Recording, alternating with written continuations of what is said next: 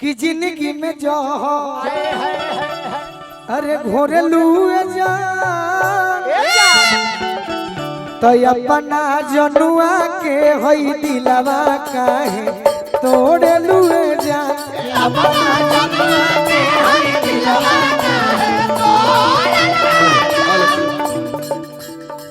दुनिया कहती है तो बुरा नहीं लगता ना गोलू भैया, अपना कोई कहता है तब बुरा लगता है। बिट्टू सिंह जी तरफ के माध्यम दूसरा से नाता जोड़े लागे जा ताली बजा दी स्वागत में जोड़े लागे जा कि अपना जनुआ के हई दिलवा काहे तोड़े लुए जा अपना जनुआ के हई दिलवा काहे तोड़े लुए कौन कारण तू करेलू बेवफाई पूछला पर झूठो सचो देवेलू सफाई पूछला पर झूठो सचो देवेलू सफाई पूछला पर झूठो सचो देवेलू सफाई सही में हम ना जननी का सूरजवा अतन बदल जइबुए हो हर जाई सोचला पर लगेला करे जब फटी जाई सोचला पर लगेला करे जब फटी जाई सोचला पर लगेला करे जब फटी जाई अरे दोसरा के ओढ़नी ओढ़ेलुए जा तो अपना जनुआ के हई दिलवा काहे तोड़ेलुए जा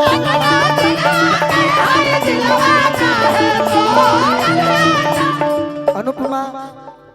ये लिखल चीज के हम पढ़ले बानी आए मंदिर में हम 11,000 रुपए के सहयोग के वादा कइले बानी तुहों को सहयोग के तू वादा ये कर चीज के पढ़ के अपना मन से वादा कर दो तुहों को सहयोग के वादा कर दो। माइक में पढ़े। हां हां अरे माइक में पढ़े तो मन में थोड़े पड़ेगा पैसा देवे के पढ़ा। इस गांव करत में मां काली जी के भव्य मंदिर का निर्माण हो रहा है और जो हमारी सनातन ठीक बा और जो हमारे सनातन के सभ्यता को बढ़ाएगा। यह मंदिर पूरे भोजपुर में एक अनोखा मंदिर होगा। अतः आप सभी सनातनियों से अनुरोध है कि आप सहयोग देकर सनातन के इस सभ्यता में अपनी उपस्थिति दर्ज कराएं। का तार सहयोग रही बताओ लोग के बीच माइक में बोले के गोलू बोल देले बड़े 11,000 बोलले बा 5100 कहते हैं बरिया 11,000 तो नहीं तू हमरा से बढ़ के कही बड़ बाड़ू तो भाई कम से कम 20 बाबा का मुंह करबे अथी लेखा इतना कह सकत है कि जौन भी हमरा से हो सके हम जरूर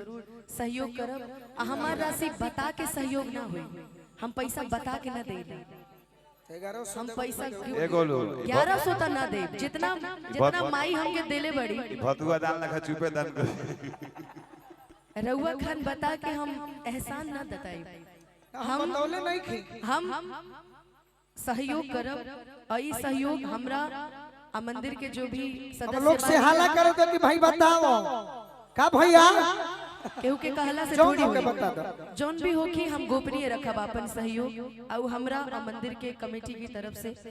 हमरा तरफ से रही और गोपनीय रही आज ना जौन भी बताए सहयोग हैं रही। लेकिन आए बे कमेटी बतावे ला मंच पर एक जगह बिल्कुल वो दिन दार खोली कि ना खोली एकदम जरूर। जान गनी 10 बोरा सीमेंट से बेसी ना दी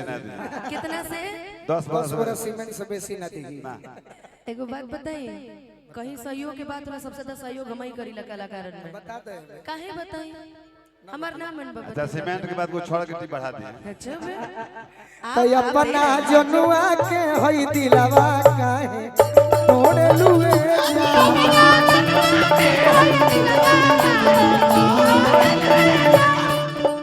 सहिल बुगम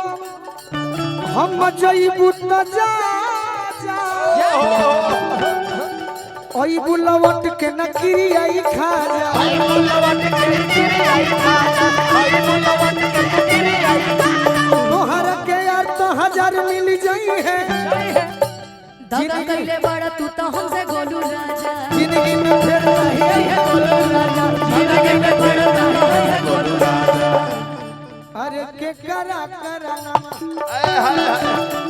अरे छोड़े लुए जा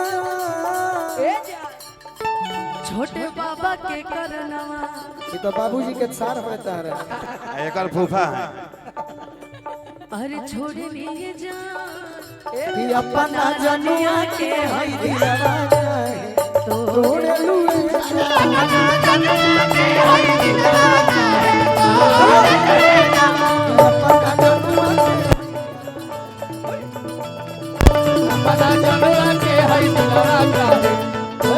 अब ढेर गावल हमरा उचित नहीं खे अगर अनुपमा खड़ा बाड़ी स्वागत भी हो गइल बा तो हम चाहते हैं कि ये तहर गीत संगीत शुरू हो ये जाए अब आप 3 गाने गाने वाले थे ये भी एक हुआ अरे